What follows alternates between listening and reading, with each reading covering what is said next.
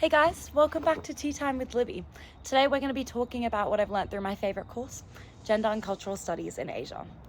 The most important idea I've taken from this course is deceptively simple, but its implications run very deep. Gender is not a fixed identity, it's a site of power. And that power does not operate from one place or through one system. It moves through race, religion, colonial history, economic interests, and of course, the body itself, often invisibly. I've learned that systems which regulate women's lives rarely announce themselves as oppressive. They arrive dressed as progress, liberation, or even choice.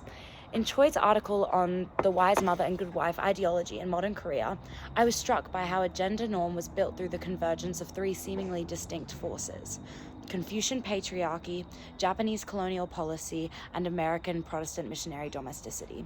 But these weren't identical ideologies. They had different languages, different goals, and yet they converged on the same conclusion, that a woman's highest purpose was in the home.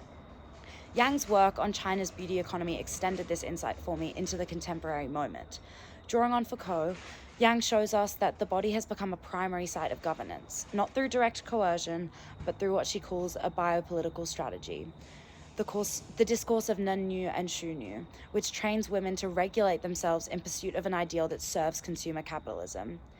The self is not simply expressed through consumption, it is produced by it. These two readings together crystallize something for me, that systems that shape gender don't ask for consent. They operate through education, media, colonial policy, and market logic, and they are most effective when they feel like freedom. That's why intersectional analysis matters. We cannot understand any one axis of power, gender, race, religion, economics, in isolation, because they are always co-constitutive. They hold each other up. The challenge in my university studies I want to name honestly is this. I come into a lot of courses thinking I already understand them. I came into this course thinking I already understood gender. I thought I had all the answers. As a woman with both personal experiences and prior exposure to feminist theory and politics, I approached some of the material with what I can only describe as an intellectual overconfidence. I was confronted with this shortcoming while reading about the face-veiled university students in Indonesia. My initial response to the wearing of the cadar was resistant. I read it as subordination, as something done to women rather than by them. But as I sat with the material, I had to confront something quite uncomfortable.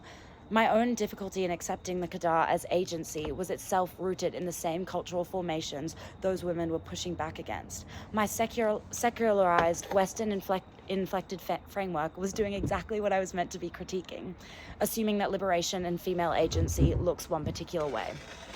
That realization has reoriented how I want to approach the rest of this course.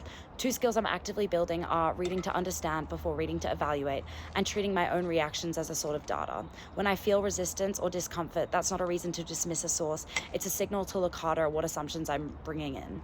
Ultimately, this course has made me realize that understanding gender requires not just analyzing systems of power, but also questioning the assumptions we bring into the classroom. Thank you for sharing a tea with me.